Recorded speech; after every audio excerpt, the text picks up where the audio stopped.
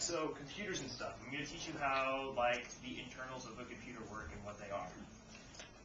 So the first part is the motherboard.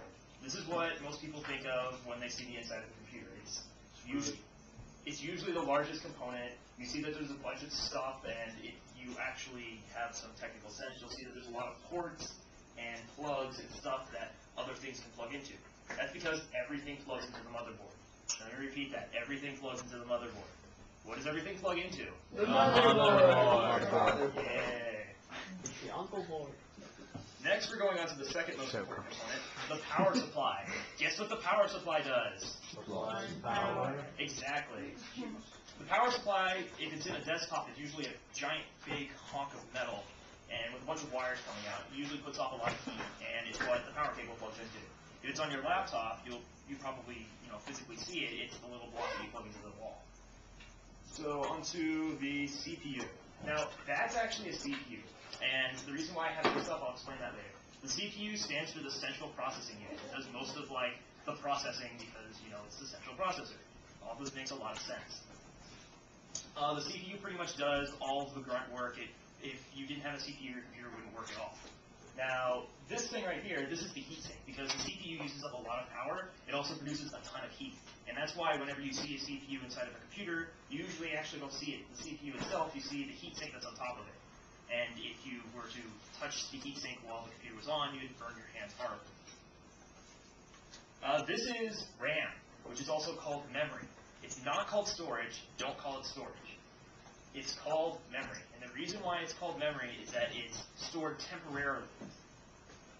Stuff that's stored permanently is stored on a hard drive, not in the memory.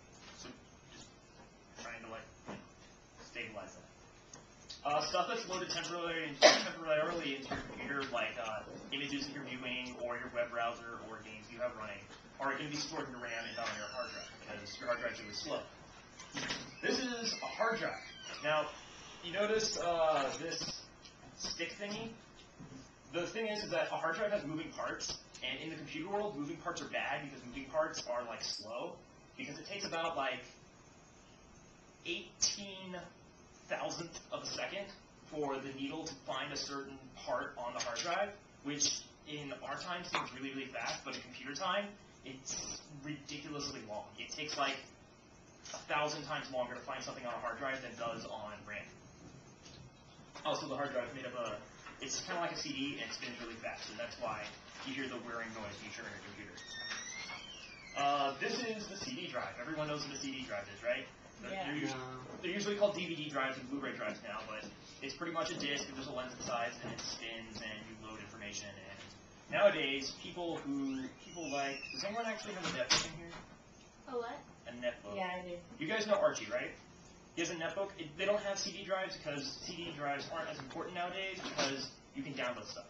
Yeah, her computer doesn't have a CD drive. Now do you see the big red piece of computer equipment?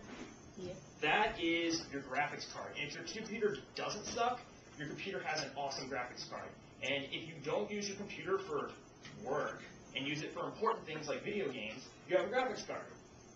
And it pretty much takes a lot of the work off of your CPU to do graphical processing and stuff like that. And it also sucks up a ton of power.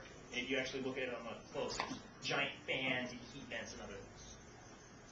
And that is all. So I hope you guys actually know more about computers or just suck less at them.